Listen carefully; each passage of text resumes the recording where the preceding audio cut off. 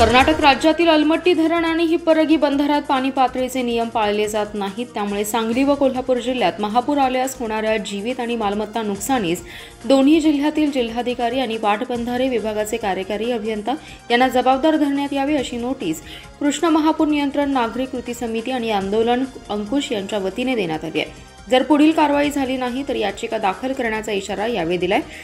CWC या नियमानुसार अलमट्टी धरणातील पाणी पातळीची उंची 31 जुलैपर्यंत 513.60 मीटर आणि 31 ऑगस्टपर्यंत 517 मीटर अपेक्षित आहे, परंतु अलमट्टी धरण आणि हिप्परगी बंधारा प्रशासनाकडून त्याची कार्यवाही होत नसल्याचं निदर्शनास आले। हिप्परगी बंधाऱ्याचे सर्व दरवाजे अद्याप उघडण्यात आलेले नाहीत, त्यामुळे सांगली व कोल्हापूर जिल्ह्याला पुराचा धोका निर्माण होऊ शकतो। त्याबाबत दोन्ही जिल्ह्यातील प्रशासन गंभीर नसल्याचे दिसून आले, त्यामुळे महापुरामुळे होणाऱ्या नुकसानीची भरपाई या अधिकाऱ्यांच्या वेतनातून कपात करून घ्यावी अशी मागणी यावेळी करण्यात आली। तसेच 26 जुलैपर्यंत दखल न घेतल्यास हायकोर्टात जनहित याचिका दाखल करण्यात येणार आहे असे समितीचे अध्यक्ष विजयकुमार दिवान यांनी सांगितलं। यावेळी सर्जेराव पाटील, प्रभाकर केंगार, प्रदीप वायचळ, दिनकर पवार, स्वप्नील कोळी, रामचंद्र पावसकर आदी जण उपस्थित होते।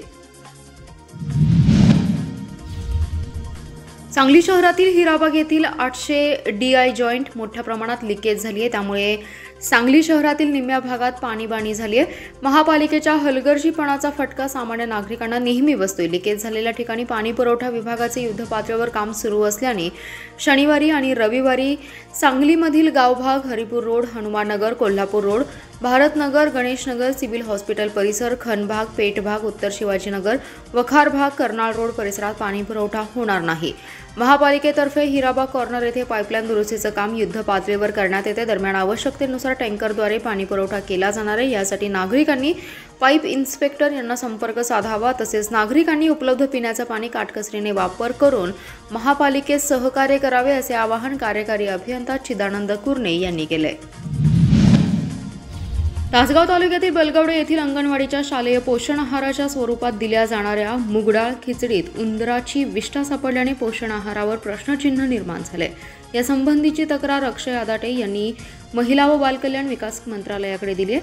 त्यामुळे या पोषण आहाराचा लाभ घेणाऱ्यांमध्ये भीती निर्माण झाली आहे। पलूस तालुक्यातील प्रकरण ताजे असतानाच बलगवडे प्रकाराने अंगणवाडी पोषण आहारावर प्रश्नचिन्ह निर्माण झाले। हा पोषण आहार पुरवणारा ठेकेदार कोण आहे हेच तासगावच्या एकात्मिक बालविकास विभागाच्या अधिकाऱ्यांना माहिती नाही, त्यामुळे ठेकेदार माहिती नाही की लपवला जातो हा प्रश्नचिन्ह निर्माण झाले।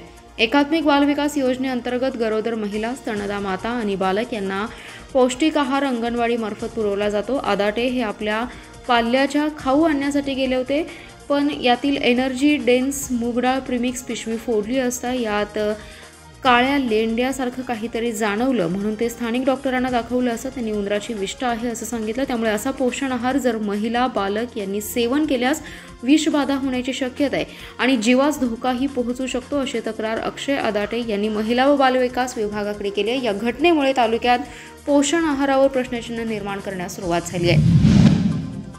बिकानेर ते पुणे एक्सप्रेस ही साप्ताहिक रेल्वे मिरज जंक्शन रेल्वे स्टेशनपर्यंत विस्तारित करण्याबाबत माजी खासदार संजय काका पाटील यांनी केंद्रीय रेल्वे मंत्री अश्विनी वैष्णव यांच्याकडे सतत पाठपुरावा केला होता। अखेर बिकानेर ते पुणे एक्सप्रेस ही मिरज स्टेशनपर्यंत विस्तारित करण्यास मंजुरी देण्यात आली। याबाबतचे आदेश रेल्वे बोर्डाचे संचालक संजय नीलम यांनी काढल्याची माहिती माजी खासदार संजय काका पाटील यांनी दिली आहे। दरम्यान बिकानेर एक्सप्रेसला किर्लोस्करवाडी आणि सांगली स्थानकावर थांबा दिला नसल्याने नागरिक जागृती मंचाने आक्रमक पवित्रा घेत रेल रोको आंदोलन करण्याचा इशारा दिला होता। बिकानेर पुणे मिरज रेल्वेचे राजकारण करू नये। बिकानेर ते पुणे एक्सप्रेस मिरजपर्यंत धावणार आहे, परंतु काही मंडळींकडून दिशाभूल करण्याचा प्रयत्न सुरू असून पक्षीय राजकारणाचा रंग देऊ नये असे आवाहन संजय काका पाटील यांनी केले आहे। रेल्वे गाडीच्या सांगली आणि किर्लोस्करवाडी या दोन्ही ठिकाणच्या थांब्यासाठी मी स्वतः प्रयत्न केले। सध्या ही रेल्वे मिरजेपर्यंत असल्याचं त्यांनी सांगितलं। सांगली मिरज कुपवाड महानगरपालिकेच्या पाणीपुरवठा विभागाकडून आज सकाळपासून अनेक भागात पाणी न आल्यामुळे नागरिक प्रचंड प्रमाणात त्रस्त झालेत। आज माजी नगरसेविका ॲडव्होकेट स्वाती शिंदे आणि माजी नगरसेविका उर्मिला बेलवलकर यांनी हिराबाग येथील वॉटर वर्क्समधील कामाच्या ठिकाणी भेट दिली। शनिवारी सकाळपासून हिराबाग येथील 800 DI जॉईंट मोठ्या प्रमाणात लिकेज झाल्याने गावभाग, Haripur, Hanumannagar, Kolhapur road, Bharatnagar, Ganeshnagar, civil hospital, Khanbhag, Pethbhag, Uttar Shivajinagar, Waqar भाग, कर्नाळ रोड आदी परिसरामध्ये पाण्याचा पुरवठा झाला नाही, त्यामुळे नागरिकांमध्ये संतापाची लाट निर्माण झाली आहे। ॲडव्होकेट स्वाती शिंदे यांनी पाणी पुरवठा विभागाचे प्रमुख श्री सुनील पाटील यांच्याशी चर्चा करून माहिती घेतली। या सर्वाला जबाबदार अधिकारी असून पाणी पुरवठा विभाग व्यवस्थितरित्या हाताळला नाही तर भारतीय जनता पार्टी महिला मोर्चा महापालिकेच्या पाणी पुरवठ्याच्या विभागाच्या विरोधात जन आंदोलन उभा करेल असा इशारा यावेळी स्वाती शिंदे यांनी दिलाय। यावेळी उदय बेलवलकर, आशिष साळुंखे, गजानन मोरे, श्रीधर मिस्त्री, चेतन भोसले उपस्थित होते। सांगलीतील विश्रामबाग परिसरात असणाऱ्या चिवटे प्लॉट येथील जासूद माळा येथील बंद घर फोडून चोरट्यांनी घरफोडी केली आहे। घरात ठेवलेल्या सोन्या चांदीच्या दागिन्यांसह 55,500 रुपयांचा मुद्देमाल अज्ञात चोरट्यांनी लंपास केलाय। सदर घरफोडीची घटना ही गुरुवार ते शुक्रवार सायंकाळी 4:30 वाजण्याच्या सुमारास घडली आहे। या प्रकरणी सुनीता पांडुरंग सरगर यांनी विश्रामबाग पोलीस ठाण्यात फिर्याद दिली आहे। दरम्यान घरफोडी करणारे चोरटे सीसीटीव्ही कॅमेऱ्यामध्ये कैद झालेत। सुनीता सरगर या गुरुवार दिनांक 11 जुलै रोजी सरगर या कुटुंबियांसह सकाळी 8 वाजण्याच्या सुमारास बाहेरगावी कामानिमित्त गेल्या होत्या। यावेळी अज्ञात चोरट्यांनी बंद घरावर पाळत ठेवून घराचं कुलूप तोडून आत प्रवेश केला। कपाटात ठेवलेले 10,000 रुपये रोख, सोन्याचे आणि चांदीचे दागिने असा एकूण 55,500 रुपयांचा मुद्देमाल लंपास करत पोबारा केलाय। दुसऱ्या दिवशी शुक्रवारी सायंकाळी 4:30 वाजण्याच्या सुमारास सरगर या घरी आले असता त्यांना सदर घरफोडीची घटना निदर्शनास आली। यानंतर त्यांनी विश्रामबाग पोलीस ठाण्यात फिर्याद दिली। त्यांच्या फिर्यादीवरून पोलिसांनी अज्ञात चोरट्यांविरोधात गुन्हा दाखल केलाय। सांगली विभागामध्ये शहरी बस सेवेच्या फेऱ्या वाढवण्यात याव्यात अशी मागणी भाजप महिला मोर्चाच्या वतीने आज करण्यात आली। याबाबतचे निवेदन महामंडळाचे विभाग नियंत्रक सुनील भोकरे यांना देण्यात आले। भाजप महिला मोर्चाच्या वतीने प्रदेश महामंत्री स्वाती शिंदे यांच्या समवेत जिल्हाध्यक्ष आणि पदाधिकारी यांनी निवेदन दिलं। महाराष्ट्र शासनाने महाराष्ट्रात प्रवास करीत असताना महिलांना 50% सूट दिली होती, परंतु ही सूट स्थानिक बस सेवांना नव्हती। नुकताच शासनाने GR काढून सांगलीकरिता स्थानिक बसमध्ये प्रवास करणाऱ्या महिला प्रवाशांना 50% सवलत जाहीर केले। त्याप्रमाणे 65 ते 75 वर्षांपर्यंतच्या नागरिकांना 50% सूट जाहीर केली आणि 75च्या वरच्या लोकांना मोफत प्रवास जाहीर केला।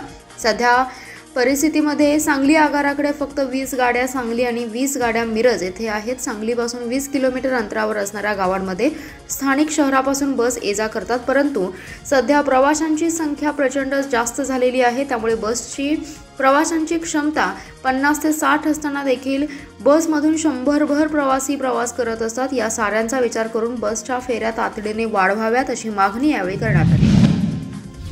सांगलीतील प्रभाग 9 मध्ये सफाई अपनाव बिमारी भगाव अभियानाअंतर्गत आयोजित केलेल्या स्वच्छता मोहिमेस उत्स्फूर्त प्रतिसाद मिळालाय। आयुक्त शुभम गुप्ता यांच्या मार्गदर्शनाखाली महापालिकेचे ब्रँड अँबॅसिडर दीपक चव्हाण यांनी या स्वच्छता मोहिमेचं आयोजन केलं होतं। या अंतर्गत दुधाळ शाळा रोडचा परिसर आणि ओपन स्पेसची स्वच्छता करण्यात आली। यामध्ये स्थानिक माजी नगरसेविका रोहिणीताई पाटील, काँग्रेस पदाधिकारी विजया पाटील, दुधाळ शाळेचे संस्थापक भारत दुधाळ, भाजपा पदाधिकारी प्राध्यापक रवींद्र ढगे, पूर्व मंडल अध्यक्षा रुपाली अडसुळे, निवृत्त मुख्याध्यापक महिंद कुलकर्णी, मोहम्मद शेख, धनु खांडेकर, स्वच्छता निरीक्षक अतुल आठवले, मुकादम सागर मद्रासी, बाबासाहेब गायकवाड यांच्यासह स्वच्छता कर्मचारी, महिला, स्थानिक नागरिक, दुधाळ शाळेचे विद्यार्थी सहभागी होते।